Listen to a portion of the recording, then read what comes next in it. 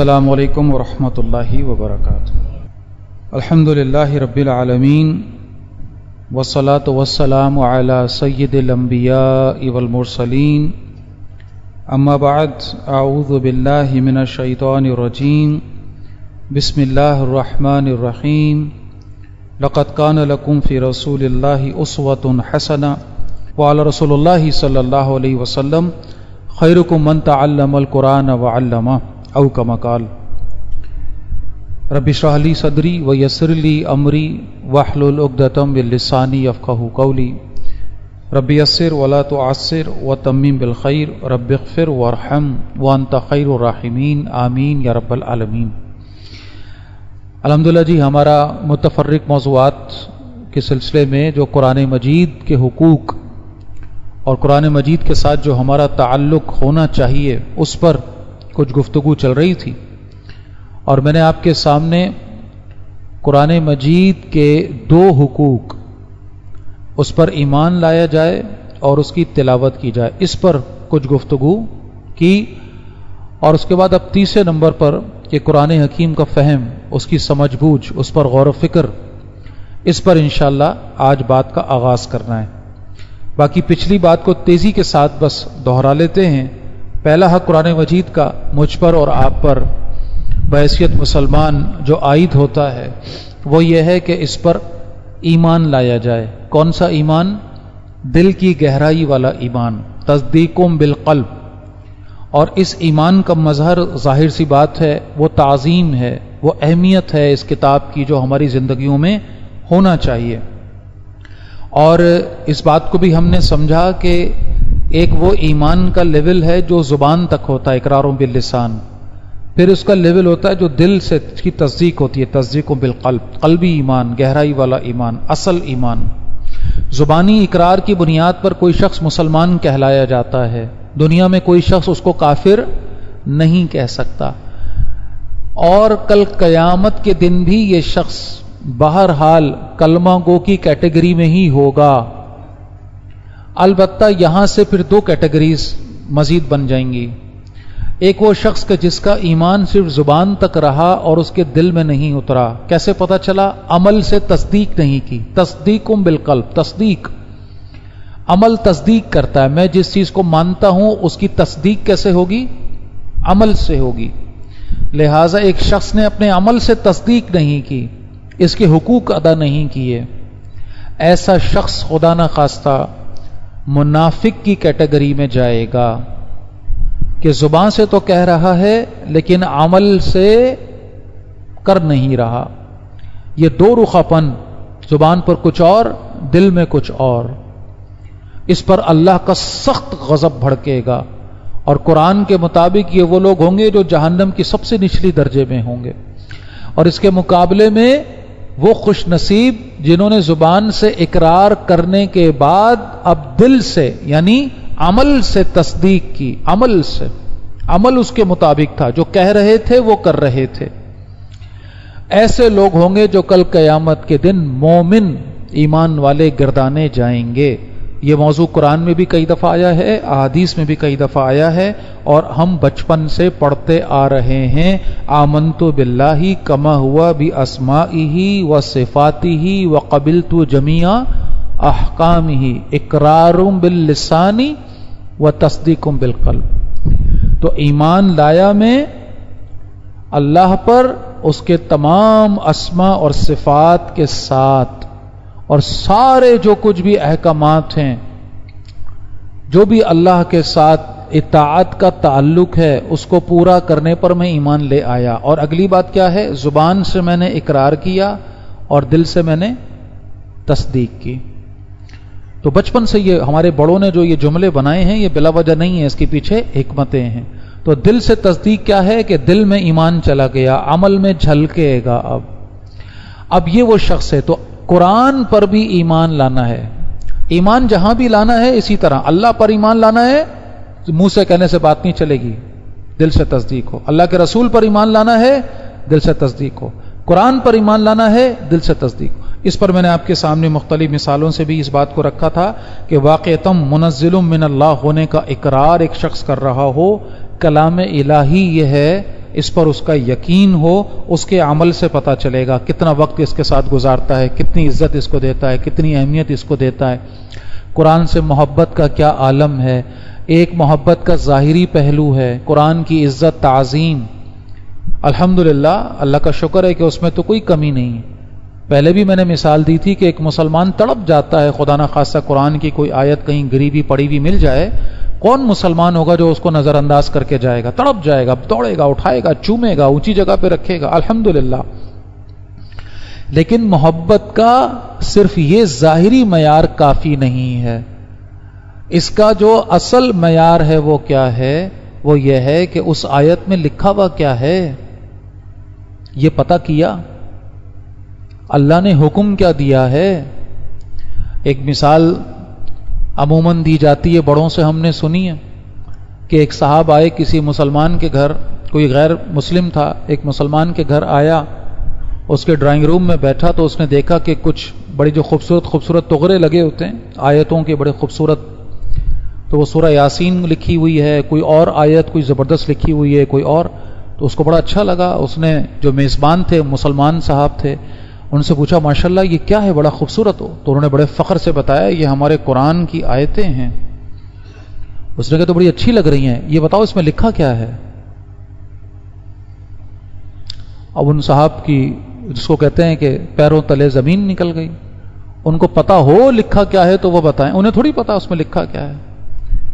تو انہوں نے کہا جی یہ تو مجھے نہیں معلوم۔ تو وہ غیر مسلم بڑا حیران ہو گیا، بڑا پریشان ہو گیا، کیا مطلب ہے؟ آپ کو یہی نہیں پتا کہ یہ لکھا کیا ہے تو آپ نے لکھ کے لگایا کیوں ہے؟ بات سمجھنے کی ہے، بات غور و فکر کرنے کی ہے۔ اگر واقعی قرآن پر میرا ایمان ہے، یہ اللہ کا کلام ہے، میں اس بات پر پورے دل سے یقین کرتا ہوں، تو کیسے ممکن ہے کہ میرا دل تڑپ نہ جائے یہ سوچ کر کہ میرا اللہ مجھ سے کہہ کیا رہا ہے، اس میں لکھا کیا ہے؟ ہاں ظاہر سی بات ہے، ہر شخص اپنے اپنے جو اس کی کیپیسٹی ہے، جو اس کی صلاحیت ہے، اس کے حساب سے مکلف ہے۔ ایک شخص جو ہے وہ ترجمہ پڑھنے کے قابل بھی نہیں ہے اگر، تو ٹھیک ہے وہ کوشش کرے، محنت کرے۔ اللہ کے نبی کا ارشاد ہے ایک شخص اٹک اٹک کر قرآن پڑھتا ہے، محنت کرتا ہے دیانتداری سے، جذبے سے، ایمان سے، اٹکتا ہے، قرآن بھی پڑھنا نہیں آ رہا اس کو، محنت میں لگا ہے، محنت میں لگا، اپنی طرف سے پوری ایفرٹ کر رہا ہے، نہیں پڑھ پا رہا، اس کے لیے دوہرا اجر ہے، دوہرا اجر ہے۔ کیونکہ ذہن میں رکھیے اللہ تعالیٰ کے ہاں نتیجے نہیں لکھے جاتے، اللہ تعالیٰ کے ہاں کوشش لکھی جاتی ہے۔ یہ دنیا کی مارک شیٹس ہوتی ہیں جہاں پر نتائج لکھے جاتے ہیں، یہ دنیا ہے جو نتیجے کو دیکھتی ہے۔ دنیا میں انسان کی کامیابی و ناکامی نتیجے پر منحصر ہوتی ہے۔ ایک شخص نے اپنا مکان بنوا لیا، بھائی یہ کامیاب ہے، ایک شخص مکان نہیں بنوا سکا، یہ ناکام ہے۔ کس بنیاد پر کہہ رہے ہو بھائی؟ نتیجے کی بنیاد پر۔ ہو سکتا ہے جس کا مکان بن گیا اس نے کوشش بہت کم کی ہو، اور جس نے بہت کوششیں کی اس کا نہ بن سکے۔ تو دنیاوی اعتبار سے تو کوششوں کی کوئی اہمیت نہیں ہے، یہاں تو نتیجہ دیکھا جائے گا، نتیجہ۔ ایک اسٹوڈنٹ ہے، پورا سال بڑی محنت کی، بڑی ہمت سے، بڑی دیانتداری سے اپنے سلیبس کی تیاری کی، امتحان کے وقت بیمار ہو گیا بیچارہ۔ اب بیمار ہونے کی وجہ سے امتحان صحیح طرح سے نہیں دے سکا، نمبر کم آ گئے، فیل ہو گیا۔ تو دنیاوی اعتبار سے وہ اسٹوڈنٹ کیا کہلائے گا بھائی؟ فیل ہے۔ اور اس کی مارک شیٹ میں یہ لکھا ہوا نہیں آئے گا جی بڑی محنت کی تھی، راتوں کو جاگا تھا، بڑی ایمانداری سے اس نے، بڑی سنسیریٹی سے، اور یہ بیمار ہو گیا تھا اس لیے۔ نہیں نہیں نہیں نہیں، یہ سب دنیاوی تکلفات نہیں ہیں۔ بات یہ ہے کہ دنیا کا سارا کچھ فیصلہ نتیجہ، اللہ کے ہاں ایسا نہیں ہے۔ اچھی طرح اس بات کو ہم سمجھ لیں۔ وہ نامہ اعمال جو کل پیش ہوگا، وہ مارک شیٹ سمجھنے کے لیے عرض کر رہا ہوں، جو وہاں بن رہی ہے اللہ کے ہاں، وہاں پر حاصل کردہ نمبر نہیں لکھے جا رہے بھائی، وہاں ایفرٹس، محنت، کوشش، اور سب سے بڑھ کر خلوص و اخلاص، نیت۔ ایک شخص کس نیت سے کوئی کام کر رہا ہے؟ دنیا میں تو ہے ہی نہیں نا کوئی پیمانہ نیتوں کو ناپنے کا، ہے کوئی؟ ہو ہی نہیں سکتا۔ اللہ کے یہاں ہے نیت کیا تھی، خلوص کتنا تھا، اللہ کے ساتھ قرب کی، اللہ کو پانے کی چاہت کتنی تھی۔ بظاہر دنیاوی اعتبار سے، میں پھر مثال دوبارہ ریپیٹ کر رہا ہوں، اٹک اٹک کر قرآن پڑھ رہا ہے، اللہ کے نبی کا ارشاد ہے نا، اٹک اٹک کر پڑھ رہا ہے، تو دنیاوی اعتبار سے تو یہ صحیح نہیں کر رہا۔ کیا خیال ہے آپ کا؟ ایک شخص اگر قرآن کو اٹک اٹک کر پڑھ رہا ہے تو دنیاوی اعتبار سے, دنیاوی پیمانے کے لحاظ سے تو صحیح نہیں کر رہا. اللہ کے نبی کہہ رہے ہیں اس کو دوہرا اجر ملے گا. بنیاد کیا ہے کہ بڑی نیت سے, جذبے سے لگا ہوا ہے کوشش کرنے میں, ہار نہیں مان رہا اور محنت کر رہا ہے اور قرآن سمجھنے کی, پڑھنے کی کوشش میں لگا ہے. اللہ کے ہاں اس کی نیت, اس کی محنت قبول ہو رہی ہے, دوہرا اجر مل رہا ہے. تو میں جو بات سمجھا رہا تھا کہ ہر شخص اپنی اپنی صلاحیت کے مطابق یہ کام کرے گا. ایک عالم دین جب قرآن پڑھے گا تو یقیناً اس کا قرآن کا پڑھنا اور قرآن میں غور و فکر کرنا, فہم و تدبر کرنا کسی اور معیار کا ہوگا. ایک دنیاوی اعتبار سے پڑھا لکھا آدمی, ایک وہ دینی اعتبار سے پڑھا لکھا ہے, اس کا لیول کچھ اور ہے. ایک دنیاوی اعتبار سے پڑھا لکھا ہے, وہ جب بیٹھے گا, غور و فکر کرے گا, فہم و تدبر کرے گا, اس کا معیار کچھ اور ہوگا, اس کا فوکس کچھ اور ہوگا. ایک بالکل بے پڑھا لکھا شخص ہے, سادہ سا شخص ہے, وہ جب قرآن لے کر بیٹھے گا اور اس پر اپنے بساط کے مطابق جو بھی اس میں پڑھے گا سمجھے گا, وہ اپنی کیپیسٹی, اپنی صلاحیت کے مطابق کرے گا. سب کے لیولز الگ ہوں گے, برابر نہیں ہو سکتے, برابر نہیں ہو سکتے. لہٰذا یہ ہے کہ اپنی صلاحیت کے مطابق جو جتنی محبت قرآن سے کرے گا, جتنا وقت اس کے ساتھ لگائے گا, جتنی اس کے ساتھ اپنی زندگی کا جو ہے وہ وقت لگا کر اللہ سے قریب ہونے کی کوشش کرے گا, اتنا وہ انشاءاللہ اللہ کے ہاں جو ہے مقام پائے گا. بہرحال جی, اللہ کے نبی صلی اللہ علیہ وسلم کا معاملہ ہم جانتے ہیں. قرآن کے ساتھ محبت, قرآن کے ساتھ تعلق, پہلے بھی مثال دی تھی. راتوں کو اٹھ کر قرآن پڑھنا, ترتیل کے ساتھ اللہ کا حکم بھی تھا. پھر نماز تہجد میں قرآن پڑھنا, یہاں تک کہ آپ کے پاؤں مبارک پر ورم آ جانا, سوجن آ جانا, یہ ساری حدیثیں ہم نے پڑھی ہے نا. پھر صحابہ سے کہنا کہ مجھے قرآن سناؤ, یہ ساری باتیں اللہ کے نبی کی ہم سنتے ہیں, سمجھتے ہیں. پھر صحابہ کی قرآن سے محبت کا معاملہ, اللہ کے نبی کو منع کرنا پڑا. اب یہ دوسرا حق ایمان کے بعد ہم نے سمجھا تھا کیا ہے, تلاوت. ظاہر سی بات ہے اگر قرآن پر ایمان ہے, قرآن سے محبت ہے, تو کیسے ممکن ہے کہ کوئی دن بغیر تلاوت کا گزر جائے. اللہ ہم سب کو معاف فرمائے, ہم پر رحم فرمائے. آج جس دجالی دور میں اور آپ رہ رہے ہیں, کہنا بڑا آسان ہے لیکن کرنا مشکل ہو گیا. تلاوت ہی نہیں ہو پاتی, پورا دن ایسے آتا ہے اور ایسے گزر جاتا ہے. ان کاموں نے, بلکہ مجھے کہنے دیجئے اس دجالیت نے ہمیں اس طرح جکڑا ہے, اللہ اکبر, کہ پورے 24 گھنٹے میں ہم ایک پارے کی تلاوت نہیں کر پا رہے. اللہ, کتنی دیر لگتی ہے بھائی ایک اچھے مناسب پڑھنے والے کو؟ 20 سے 25 منٹ, 20 سے 25 منٹ. 24 گھنٹے میں 24 منٹ نہیں نکال پا رہے. ایسا جکڑا ہے ہمیں اس دجالیت نے کہ اللہ کا کلام میرے گھر میں ہے, میں بیٹھ کر محبت سے اللہ سے جڑنے, اللہ سے بات کرنے کی نیت, جو بھی ہمارے اسلاف کی طرف سے بات ملتی نا, کہ جب اللہ, میں چاہتا ہوں کہ اللہ مجھ سے بات کرے تو میں قرآن کھول لیتا ہوں. جب میں چاہتا ہوں کہ میں اللہ سے بات کرے تو میں اللہ سے بات کروں تو میں نماز کی نیت مان لیتا ہوں. یہ ایٹیٹیوڈ, یہ بات, یہ رویہ, یہ محبت. بہرحال تو قرآن کی تلاوت, اور اللہ کے نبی صلی اللہ علیہ وسلم نے صحابہ کو روکا کہ 3 دن سے کم میں تلاوت نہ کرو, حق ادا نہیں ہوگا. یعنی صحابہ 3 دن سے بھی کم میں قرآن کی تلاوت مکمل کر رہے تھے, یہ عالم تھا. اور بالآخر ایک جو عمومی بات بنی وہ کہ 1 منزل کی روز کی تلاوت, 7 منزلیں جو ہیں ایک ہفتے میں قرآن حکیم کا مکمل تلاوت کا کیا جانا, یہ صحابہ کا طرز عمل رہا. ہم تو اس کو کر پائیں نہ کر پائیں اللہ جانتا ہے, لیکن میں عرض کیا کرتا ہوں اللہ مجھے بھی سب سے پہلے توفیق دے کہ کم از کم, بات کو سمجھیے گا, صحابہ روزانہ 1 منزل پڑھتے تھے, 1 ہفتے میں پورا قرآن مکمل کرتے تھے. کم از کم 1 ہفتے میں 1 دن تو ہو جس میں 1 منزل کی تلاوت کروں. کیا ایسا ہونا کوئی قیامت ہے؟ کوئی نہ. دنیا کے کتنے کتنے کام ہم کتنے وقت لگا رہے ہوتے ہیں. یہ موبائل پر کتنا وقت لگاتے ہیں بھائی, میں اور آپ, میں اپنے آپ کو شامل کر کے کہہ رہا ہوں, کتنا وقت لگاتے ہیں موبائل پہ ہم, کوئی اندازہ ہے ہمیں؟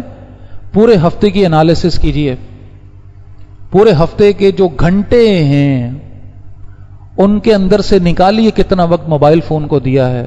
حیران ہو جائے گا آدمی, حیران ہو جائے.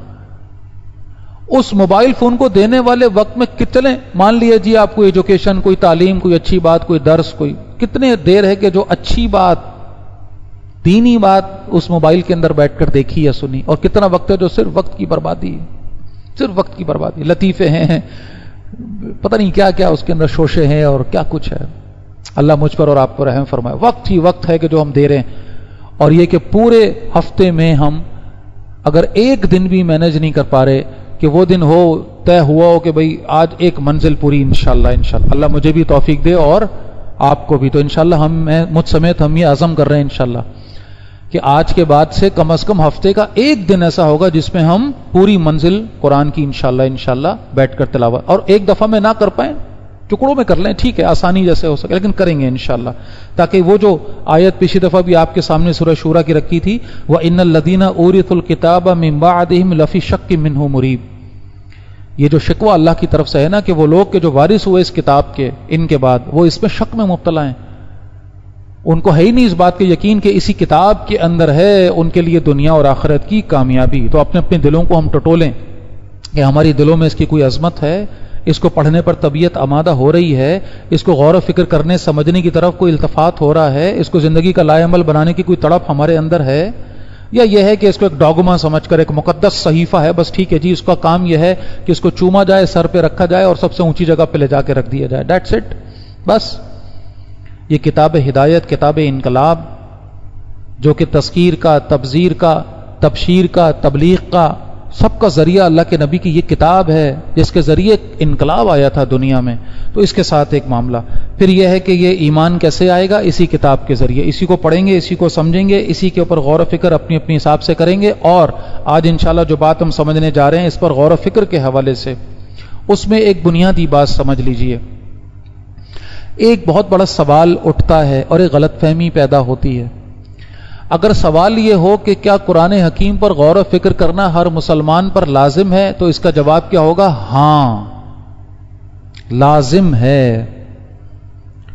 اگلا سوال یہ ہوگا کہ یہ کام کیسے ہوگا؟ تو بھائی یہ کام ہوگا استاد کی مدد سے. ٹھیک ہے، دونوں باتوں کی اہمیت کو سمجھ لیں. قرآن حکیم پر غور و فکر کرنا ہر مسلمان پر لازم ہے، اور یہ کام ہوگا استاد کی مدد سے. دنیا کا یہ بڑا سیدھا سیدھا اصول ہے. آپ کو اگر MBBS کی کتابیں دے کر بٹھا دیا جائے اور کہا جائے یہ ساری کتابیں پڑھ کے ڈاکٹر بن جاؤ، بن جائیں گے بھائی؟ کیا خیال ہے؟ آپ کو اکنامکس کی بہترین کتاب دی جائے اور کہا جائے ماہر معاشیات بن جائیں آپ اس کتاب کو پڑھ کے، بن جائیں گے؟ سوال ہی پیدا نہیں ہوتا. تو بات کو سمجھیں. کوئی بھی دنیا کا علم ہو اس کے لیے ایک استاد، اللہ کے نبی صلی اللہ علیہ وسلم کی اہم ترین جو حیثیت ہے وہ کیا ہے؟ آپ معلم. آپ نے فرمایا نا میں معلم بنا کر بھیجا گیا، استاد بنا کر بھیجا گیا. بات کو سمجھیے گا. اللہ براہ راست اپنا قرآن دے دیتا اپنی مخلوق کو. اللہ کے لیے مشکل تھا کوئی؟ یعنی اللہ کے لیے کوئی چیز ناممکن ہے؟ یہ ناممکن کا لفظ کس کے لیے ہے؟ میرے اور آپ کے لیے ہے نا. اللہ کے لیے ناممکن کوئی شے یہ اطلاق ہو ہی نہیں سکتا. تو کیا اللہ تعالیٰ بغیر رسول کے قرآن دے دینے پر قادر نہیں تھے؟ بالکل تھے. تو اللہ نے درمیان میں رسول کو کیوں رکھا؟ اور قرآن اور حدیث ایک بہت بڑا فلسفہ سمجھاتے ہیں کہ قرآن کی عملی تصویر کون ہے؟ چلتا پھرتا قرآن کون ہے؟ رسول اللہ ہیں صلی اللہ علیہ وسلم. کس چیز کے معلم ہیں آپ؟ قرآن کے. صحابہ کو کیا سکھایا آپ نے؟ کیا پڑھایا؟ قرآن. جہاں قرآن کی اہمیت پر ہم بات کر رہے ہیں پچھلے 2-3 جمعوں سے، وہیں سمجھ لیجئے قرآن کے معلم کی اہمیت بھی سمجھ لیں. قرآن اور صاحب قرآن یہ بنے تو پھر دین حق بنا نا. بس یہ غلط فہمی بعض دفعہ آ جاتی ہے بدقسمتی سے کہ بس ایک آدمی قرآن کھولے گا اور بس اناپ شناپ جو اس کو سمجھ آئے گا وہ سمجھنا شروع کر دے گا. ٹھیک ہے، یہ نہیں ہے، ایسا نہیں ہے. لازم ہے اپنی کیپیسٹی، اپنی صلاحیت کے مطابق. البتہ ایک استاد چاہیے جو قرآن کا پڑھانے والا چاہیے. بالکل ایسے جیسے اب پڑھانے میں تو بہت سی چیزیں آتی ہیں. آپ کو ناظرہ جب پڑھنا تھا تو کہاں گئے تھے؟ استاد کے پاس گئے تھے نا. استاد نے، قاری صاحب نے پڑھایا تھا نا، الف با تا سے لے کر پھر جتنا بھی قرآن پڑھایا. گھر میں بیٹھ کے تو نہیں پڑھ لیا نا. بالکل اسی طرح قرآن پر جب غور و فکر کرنے کی بات آئے گی، سمجھ بوجھ پیدا کرنے کی بات آئے گی تو کون چاہیے؟ استاد چاہیے. اب یہ ہے کہ جو بھی اویلیبلٹی، جو بھی بہرحال ہے، ایک استاد کے ساتھ معاملہ بنایا جائے، پوچھا جائے، سمجھا جائے. ہاں اس کی سادہ ترین شکل کیا ہو سکتی ہے؟ علماء کرام نے، مفسرین کرام نے قرآن کی تفاسیر لکھی ہیں. قرآن کی تفاسیر دو طرح کی ہیں. ایک تفسیر ہے جو کسی بڑے عالم دین نے لکھی ہے خواص کے لیے، یعنی علماء کے لیے. بڑی مثالیں اس کی ہو سکتی نا. تفسیر جلالین آپ پڑھیں، روح المعانی عربی کی بہرحال، لیکن یہ کہ اس میں آپ ایک عام آدمی کے لیے وہ تفسیر ہے، لیکن عام آدمی کے لیے نہیں ہے. وہ کس کے لیے ہے؟ علماء. اس کو بھی سمجھنے کے لیے علم کا ایک معیار چاہیے. ٹھیک ہے، وہ علماء کی جو مجالس میں ان کی پڑھنے پڑھانے کی. دوسری قسم کی تفاسیر وہ ہیں جو ہمارے علماء نے عوام کے لیے لکھی ہیں، تاکہ عوام اس سے فائدہ اٹھائیں، بالکل سادہ کر کے، دو چار کی طرح. ایمانیات، تذکیر. قرآن کو سمجھنے کے دو لیولز کیا ہیں؟ تذکر، تدبر. تذکر کیا ہے؟ سرسری غور و فکر، اپنے لیے لائے عمل بنانا. ایک مسلمان ہوں میں، ہاں جی، تو اللہ مجھ سے کیا چاہتا ہے؟ ایمان کسے کہتے ہیں؟ ایمان کے تقاضے کیا ہیں؟ کیا کرنا ہے، کیا نہیں کرنا ہے؟ کون شخص نیک ہوگا؟ کون مومن ہے؟ مومن کی صفات کیا ہیں؟ اللہ کے بندے عباد الرحمان کی صفات کیا ہیں؟ اب یہ سادہ، یہ قرآن کا بیشتر حصہ سمجھ لیجئے، قرآن کا بڑا حصہ عوام کے لیے ہے، سادہ ترین. ہاں میں پھر عرض کر رہا ہوں، نتیجہ کوئی نہیں نکالنا بیٹھ کے، نتیجہ نہیں نکالنا بیٹھ کے. ٹھیک ہے، ہم کیا کریں گے؟ اپنی ایفرٹ کریں گے. کسی بھی جس کو ہم سمجھتے ہیں استاد کے ساتھ تھوڑا سا وقت لگائیں گے، ان تفاسیر کو پڑھیں گے جو علماء نے ہمارے لیے لکھی ہیں، سادہ ترین تفاسیر. الحمدللہ ہر دور میں اس دور کی زبان اور محاورے کا خیال رکھتے ہوئے قرآن کے ترجمے اور تفاسیر لکھے گئے ہیں. یہ حجت پوری ہو رہی ہے اس امت پہ.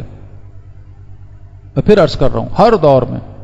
پچھلے دور کی آپ اٹھا کے دیکھیں کچھ تفاسیر تو آپ کو شاید تھوڑی اجنبی سی محسوس ہو، کیونکہ اس دور میں، اب مثال اردو ترجمہ، آج سے 50 سال 60 سال 100 سال پہلے کی اردو کچھ اور تھی، آج کی اردو کچھ اور ہے. تو اگر آپ پرانی کوئی تفسیر اٹھا کر اس کا ترجمہ پڑھیں گے تھوڑا سا پریشان ہو جائیں گے کہ یار یہ کیا لکھا ہوا ہے اس میں، حالانکہ تو اردو ہے، ہماری زبان ہے، نہیں سمجھ آ رہا. لیکن الحمدللہ ہر دور میں یہ ترتیب رہی. مثال کے طور پر ڈاکٹر اسرار احمد رحمۃ اللہ علیہ سے اللہ تعالیٰ نے بڑا کام لیا ہے. ان کا بیان القرآن آپ پڑھیں، بالکل سادہ عوام کی زبان میں، سادہ ترین انداز میں کرنے کا کام، دو چار کی طرح. ایک مسلمان کے اوپر کیا، اس کے اوپر اسی انداز میں، جہاں فقہی مباحث ہیں، جہاں ذرا پیچیدہ معاملات ہیں، جہاں علمی سطح ہے، جہاں علمی کوئی ریکوائرمنٹ چاہیے، وہاں پر صرف تذکرہ کرتے ہوئے آگے بڑھ گئے. یہ ہمارا، یہ علماء کا کام ہے. ہم صرف اپنی زندگی میں دیکھنا چاہتے ہیں کہ اچھا مسلمان کیسے بنے. اسی طرح اگر بالکل اس کی بات آ جائے، یہاں پر الحمدللہ مساجد میں بڑے نسخے رکھے ہوئے. مفتی تقی عثمانی صاحب کا جو اس وقت آسان ترجمہ قرآن ہے، یہ بڑا احسان ہے ان کا اس وقت امت کے اوپر. حالانکہ آپ یقین کریں، میں تو بہت چھوٹا سا انسان ہوں، علماء کے صرف ساتھ بیٹھ کر تھوڑی ان سے فیض لے لیتا ہوں. آپ یقین کریں یہ آسان کام نہیں تھا مفتی تقی عثمانی صاحب کے لیے یہ آسان ترجمہ قرآن لکھنا. آپ کسی پی ایچ ڈی لیول کے شخص کو کہیں کہ وہ نرسری کے بچے کی کتاب پڑھائے تو بیچارہ سر پکڑ لے گا اپنا. اس کے لیے آسان نہیں ہے. بات سمجھ آ رہی جو سمجھا رہا ہوں؟ ایک شخص کے علم کی سطح اور اس کی جو بصیرت اور اس کا پوری زندگی کا جو کچھ اس کا لیول وہ ہے کہ اگر وہ اپنے نارمل بات بھی کرے تو شاید سمجھ ہی رہا ہے کہ بات کیا ہو رہی ہے. تو اس سطح پر آنا اور بالکل بامحاورہ آج کی زبان، بالکل جو ہم بولتے ہیں سادہ ترین، اس زبان میں وہ ترجمہ اور اس کا حاشیہ اور اس کی تشریح، یہ بڑا کارنامہ ہے ماشاءاللہ. اللہ نے جو خدمات ان سے لی اس میں ایک بڑی خدمت کی ہے الحمدللہ. تو یہ اویلیبل ہے الحمدللہ، اٹھائیں پڑھیں.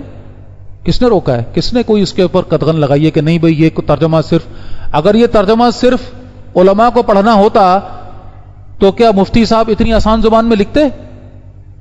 سوچنے کی بات ہے. اتنی آسان زبان میں لکھنے کا مقصد و منشا کیا ہے؟ کہ عام آدمی بھی اس سے استفادہ کرے، پڑھے اس کو.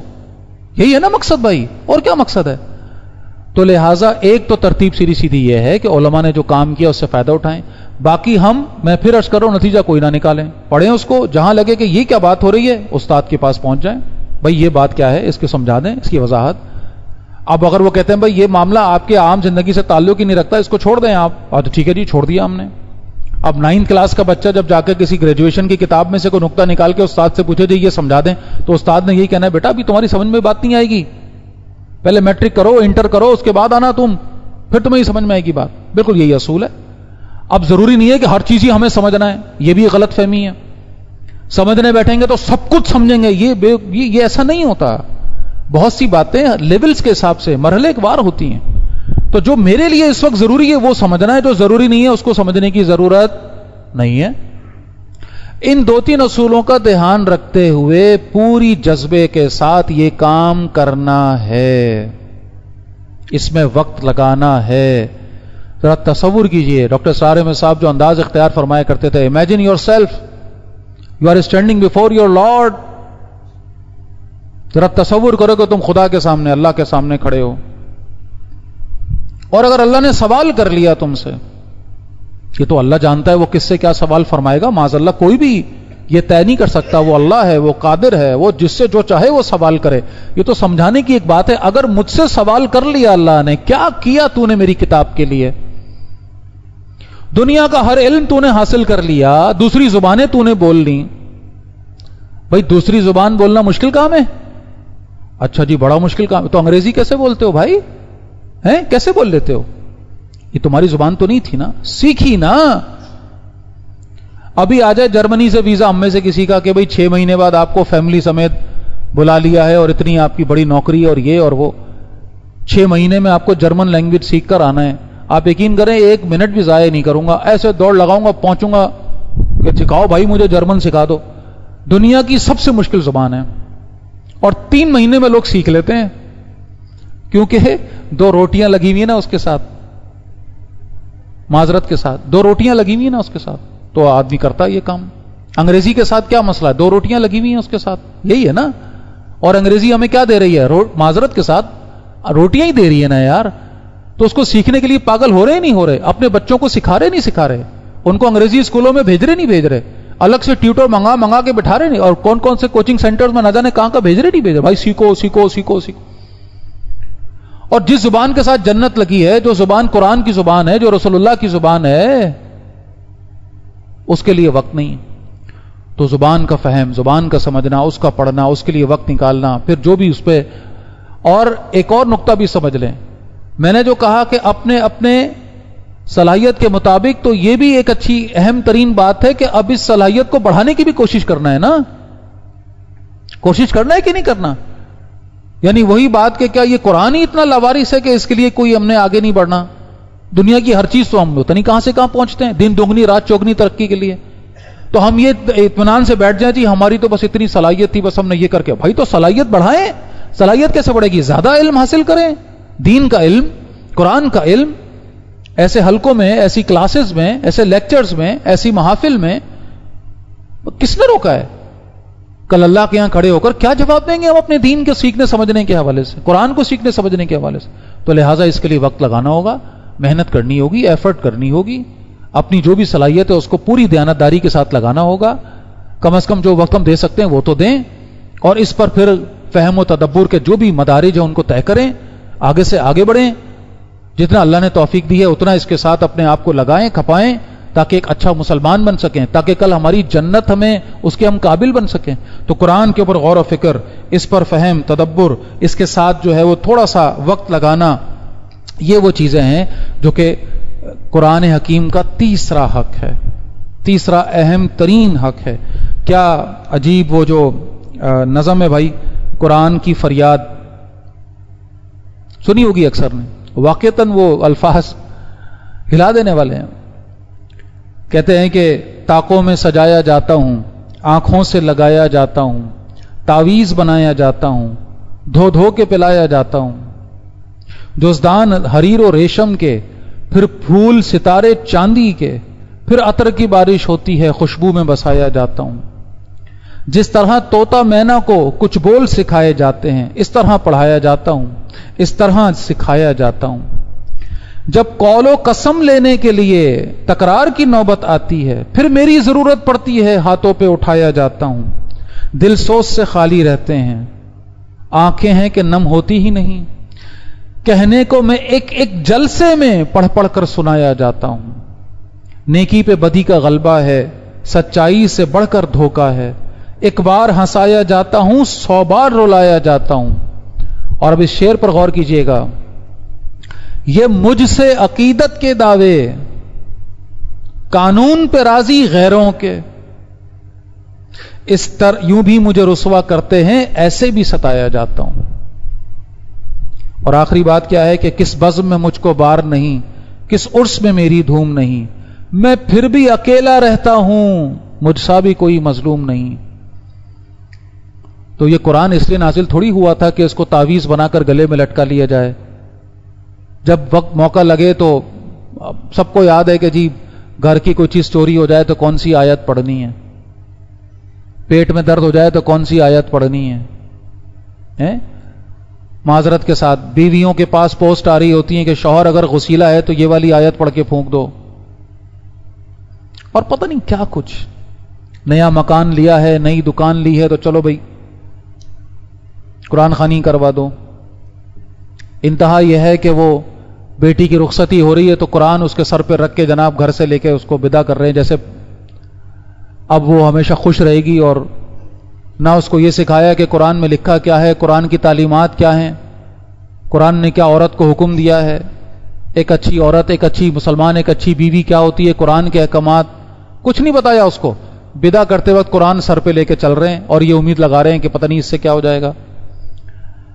تو یہ ساری چیزیں، یہ سارے ظلم جو ہم کر رہے ہیں اس وقت قرآن کے ساتھ، جو کتاب ہدایت، یا ایھا الناس قد جاءتکم موعظۃ من ربکم، اے انسانوں تمہارے پاس تمہارے رب کی طرف سے یہ نصیحت آ گئی، موعظہ، دلوں کو نرم کر دینے والی، دلوں کو آباد کر دینے والی، زندگیوں کو بدل دینے والی یہ نصیحت۔ کیسے بدلیں گی زندگیاں جب ہمیں پتہ ہی نہیں ہے کہ قرآن میں جو لکھا ہے وہ کیا ہے؟ ایک مسلمان وہ ہے الحمدللہ نماز پڑھ رہا ہے باجماعت الحمدللہ، لیکن امام صاحب نے جو آیات پڑھی اس کو نہیں پتا چلا کہ کیا پڑھا انہوں نے، اس کی نماز بھی ہو گئی الحمدللہ، اس کی نماز میں کوئی خطا نہیں ہے، نماز ہو گئی الحمدللہ، اللہ تعالیٰ کے ہاں وہ اللہ قادر ہے کہ اس کی نماز کس طرح قبول فرمائے۔ لیکن سمجھیے گا ایک مسلمان وہ ہے کہ جب امام صاحب نے تلاوت شروع کی تو اس کو پتا ہے کہ کیا بات ہو رہی ہے، اس کو سمجھ آ رہا ہے یہ بات کیا ہو رہی ہے، اللہ کیا فرما رہا ہے۔ ایمانداری سے بتائیے ان دونوں کی نمازیں ایک جیسی ہوں گی؟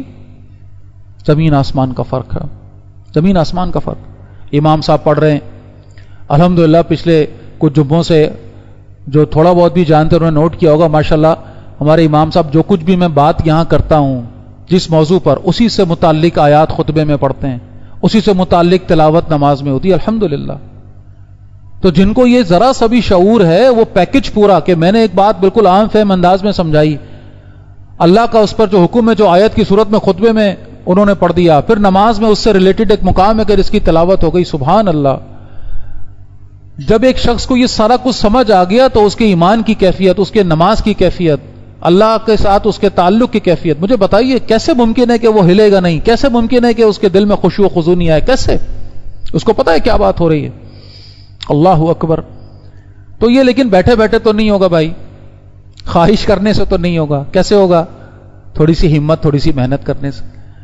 اللہ مجھے اور آپ کو اس کی سمجھ عطا فرمائے۔ اور الحمدللہ جو لوگ قرآن کی تلاوت اور ترجمے کا معمول رکھتے ہیں اللہ کی توفیق سے اور دھیان کے ساتھ یہ کام کرتے ہیں تو اللہ کی طرف سے یہ فضل ہوتا ہے۔ بڑے بڑے مشاہدات موجود ہیں، لوگوں کے گواہیاں موجود ہیں جن کی روٹین میں ہوتا ہے نا قرآن کی تلاوت اور اس کا کچھ نہ کچھ ترجمہ، تو کچھ نہ کچھ ان کو پھر وہ اللہ کی طرف سے یہ فضل ہوتا ہے کہ قرآن کی آیات کا مفہوم اور اس کے کچھ نہ کچھ مطالب تو نماز میں جب وہ سن رہے ہوتے ہیں نا کیا بات ہو، یہ جنت کا تذکرہ ہے، یہ دوزخ کا تذکرہ ہے، یہ اللہ کے نیک بندوں کا تذکرہ ہے، یہ گناہگاروں کا تذکرہ ہے، یہ فلاں بات ہو رہی ہے، یہ فلاں بات ہو رہی ہے، وہ پھر دل میں قرآن اترتا ہے۔ پھر جب وہ خود نماز میں پڑھیں گے، خود اپنی نفل پڑھ رہے ہیں، اپنی نماز پڑھ رہے ہیں، اب قرآن کی کوئی آیت پڑھ رہے ہیں، اللہ اکبر، ایک شخص اپنے منہ سے کہہ رہا ہے القاریۃ ما القاریہ وما ادراک ما القاریہ، اس کو پتا ہے میں کیا کہہ رہا ہوں، تو کیسے ممکن ہے اس کا دھیان بھٹکے گا؟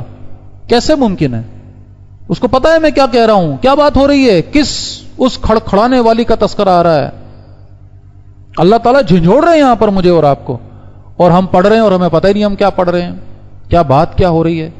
تو یہ ایک بڑا احساس ضیاء ہے جس کو پیدا کرنا چاہ رہا ہوں۔ تو قرآن کے اوپر تھوڑا غور و فکر، اور یہ کہ چھوٹا منہ بڑی بات میں تو یہ نہیں کہہ سکتا، لیکن میں نے بڑوں سے سنا ہے، علماء سے سنا ہے، اہل علم سے سنا ہے کہ ایک شخص جس کو اللہ نے یہ صلاحیت دی ہے کہ وہ قرآن میں کچھ درجہ غور و فکر کر سکتا ہے، اور وہ نہیں کر رہا، تو اس کا بغیر سمجھے، بلا سمجھے قرآن کا پڑھنا یقیناً باعث ثواب تو ہے، لیکن یہ قرآن کی تحقیر کا گناہ بھی ہے جو اس کے اوپر آ رہا ہے، توہین بھی ہے قرآن کی جو ساتھ ساتھ وہ کر رہا ہے۔ اور یہ بات میں آپ کو بڑے اوتھینٹک سورس سے کر رہا ہوں۔ ڈاکٹر اسرار احمد رحمہ اللہ نے جب قرآن مجید کے حقوق نامی کتابچہ لکھا اور حرم میں بیٹھ کر اس کی تکمیل ہوئی، وہیں پر علامہ یوسف بنوری رحمہ اللہ موجود تھے۔ ڈاکٹر صاحب کہتے ہیں میں نے کتابچہ ان کی خدمت میں پیش کیا کہ بھئی یہ میں نے لکھا ہے، اور انہیں حرفن اس کتابچے کو پڑھا، اور اس کے بعد نہ صرف تعریف کی، تحسین فرمائی اور تصحیح فرمائی ایک جگہ پر۔ نوٹ کیجئے، ڈاکٹر صاحب کہتے ہیں میں نے ایک جگہ پر اس میں لکھ دیا کہ ایک شخص جو بلا سمجھے قرآن پڑھے گا وہ گناہگار ہو جائے گا، تو حضرت نے فوراً تصحیح کری، نہیں یہ بات غلط ہو گئی، یہ نہیں ہو سکتا، یہ البتہ اس جملے کو ایسے کر دو کہ جو شخص بلا سمجھے قرآن پڑھتا ہے اس کو جتنا اجر اور ثواب مل رہا ہے اس سے زیادہ اس کو اس بات کا گناہ مل رہا ہے کہ وہ قرآن کے ساتھ یہ سلوک کر رہا ہے کہ اس پر جو اس کا حق ہے سمجھنے کا وہ ادا نہیں کر رہا۔ اب یہ ظاہر علماء کی بات ہوتی ہے نا کہ بات کو کس طرح سے، تو یہ حضرت نے جو ہے اس میں تصحیح کری۔ تو بات کو سمجھنے کی ضرورت ہے بھائی، میں پھر عرض کر رہا ہوں یہ سب کے لیے ایک جیسا نہیں ہوگا، سب کی زندگیاں، سب کے معیارات ہیں، لیکن جتنی ہے اتنی ہم، اور پھر جہاں ہیں اس سے آگے بڑھے ہیں۔ کس نے روکا ہے ہمیں دین کا علم حاصل کرنے سے، قرآن کا علم حاصل کرنے سے؟ آگے بڑھیں، محنت کریں، کوشش کریں، اور یہ کہ اپنا وقت لگائیں۔ الحمدللہ جہاں جہاں بھی یہ محنتیں ہو رہی ہیں، بڑے بڑے اداروں میں، بڑی بڑی مساجد میں، بہت ساری جگہوں پر اللہ کا شکر ہے، اور یہ نوجوانوں کا تو یہ اب کوئی حجت ہی نہیں ہے بھائی، یہ بیٹھ کر یوٹیوب پر اور پتہ نہیں کیا کیا کچھ دیکھتے رہتے ہیں، دور تو کتنی ہی لیکچرز، کتنے ہی دروس، کتنے ہی وہاں پر پورے کورسز موجود ہیں عربی سیکھنے کے لیے، قرآن پڑھنے سے۔ آتھنٹک علماء کی بات ہو رہی ہے، ظاہر ادھر ادھر نہیں جائیے گا، جو مسترد علماء کرام کے اس میں بڑے موجود ہیں، الحمدللہ پورے مدارس کے وہاں پر لیکچرز موجود ہیں۔ اور یہ ہے کہ جہاں بہرحال جو یہاں فزیکل موجود رہ کر سیکھنے کی بات ہے وہ کچھ اور ہی ہے، اس میں صحبت ملتی ہے، اس میں اثرات ملتے ہیں۔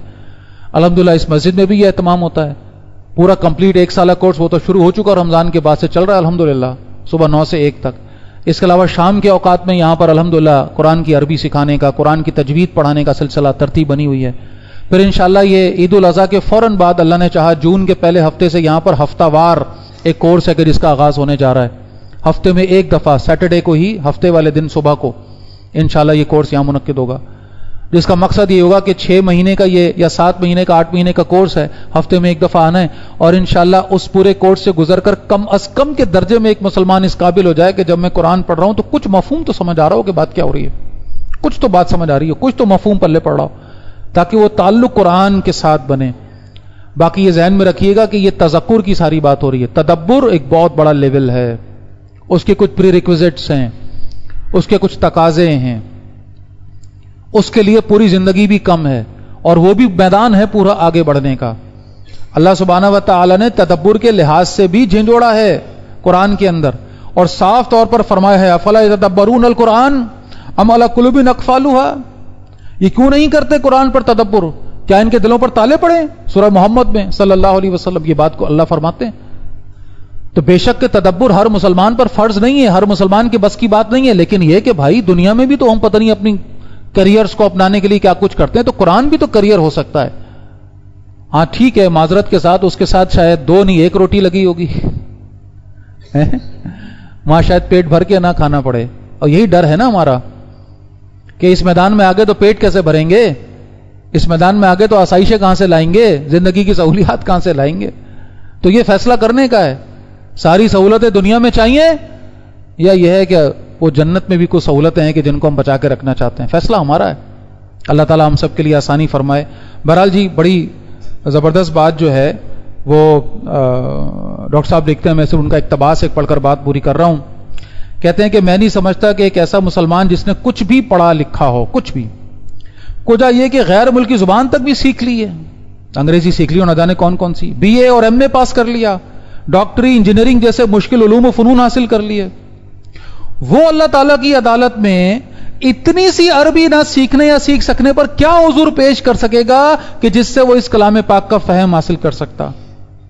کہتے ہیں میں پورے خلوص اور خیرخواہی کے ساتھ یہ عرض کرتا ہوں کہ ایسے لوگوں کا عربی سیکھ کر قرآن کا فہم حاصل کرنے سے باز رہنا اللہ کے کلام کا تمسخر اور استہزاء یعنی مذاق اڑانا ہی نہیں بلکہ تحقیر اور توہین ہے. اور آپ خود سوچ لیں کہ اپنے اس طرز عمل سے ہم اپنے آپ کو اللہ کی کسی شدید باز پرس اور کتنی سخت عقوبت کا مستحق بنا رہے ہیں. تو بہرحال یہ ہے کہ اللہ مجھے اور آپ کو اس کی توفیق عطا فرمائے کہ ہم قرآن کے اوپر تھوڑا سا بھی غور و فکر، تھوڑا سا بھی وقت لگا سکیں. پورا قرآن ہے کہ جو جھنجھوڑ رہا ہے اس حوالے سے. سورہ یونس پہ اللہ نے فرمایا کذالک نفصل الآیات لقوم یتفکرون، اور ہم ہیں کہ جو اپنی آیات کی تفصیل اس کو کھولتے ہیں، اس کو بیان کرتے ہیں ان کے لیے جو غور و فکر کریں. سورہ نحل میں فرمایا وَأَنزَلْنَا إِلَيْكَ الذِّكْرَ لِتُبَيِّنَ لِلنَّاسِ مَا نُزِّلَ إِلَيْهِمْ وَلَعَلَّهُمْ يَتَفَكَّرُونَ، کہ اور اتارا ہم نے آپ پر نبی یہ ذکر، یہ قرآن، تاکہ جو کچھ بھی اتارا گیا ہے اس کی آپ وضاحت کریں اور وہ اس پر غور و فکر کریں.